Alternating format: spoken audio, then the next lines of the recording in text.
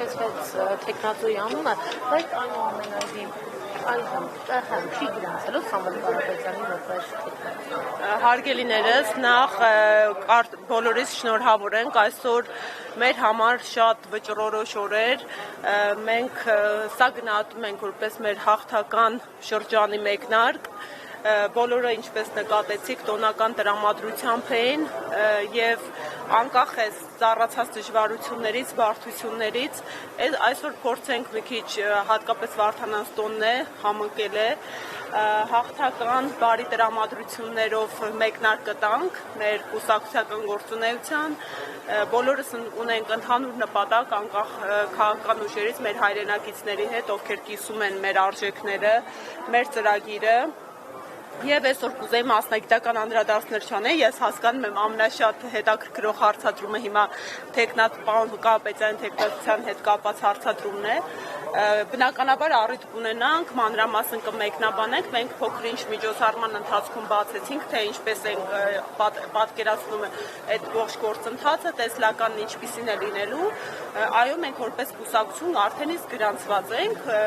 իսկ մնացած գործընթացների վերաբերյալ խնդրում եմ հաջորդիվ մեծ սիրով մեկ առավել մանրամասն մեկնաբանենք։ Ինչպես է մասնակցելու քարոզարշավին։ Դե, քանի որ մենք տեսնում ենք, որ Սամվել Կարապետյանի անգամ ազատության հետևանքների հետ են կռիվ տալիս այսօրվա իշխանությունները, Սամվել Կարապետյանը դասական քաղբանտարկյալ է,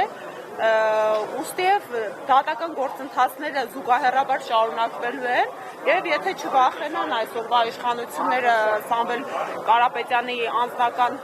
և ֆիզիկական ներկայությունից, հուսով եմ այնուամենայնիվ դատական իշխանությունը մեր իրավական, իրավահեն դիմումներին ընթացք կտա, կբավարարի և Սամվել Կարապետյանը հնարավորություն կունենա։ Այլապես մենք այս ողջ ընթացքում էլ այն իրականությունում ենք, երբ ամեն կերպ փորձում են Սամվել Կարապետյանին մեկուսացված պահել։ Ես ուզում եի հարցնել, իսկ հակառակին չեք սպասում, որ այլ քրեական գործեր, այլ ճնշումներ կլինեն, միգուցե թիմի մյուս անդամների։ Հարգելիներս, երեք տեսակ արդեն վաղ շաբաթ համայնքում թե ինչ տեղի ունեցավ, արդեն քաղաքական հետապնդումները մեկնարկել են, մենք նախորդիվ թիմ ընտրություններին ենք ականատես եղել, ինչպես են օրինակ Գյումրու դեպքը, դեռ նախընտրական քարոզչությանը բոլոր քաղաքական ընդդիմախոսների առանց բացառության ենթարկեցին հետապնդումների հենց ընդամենը, օրինակ լռության օրվանից մեկ օր առաջ, թե խուզարկություններ, թե ընտանիքի անդամների մերձավոր ազգականների բերման ենթարկման գործընթացներ, թե քրեական գործեր, թե իրավապահ մարմինների կողմից հրավիրում անգամ ընդամենը ընդդիմադիր հայացք ունեցող քաղաքական աջակիցների,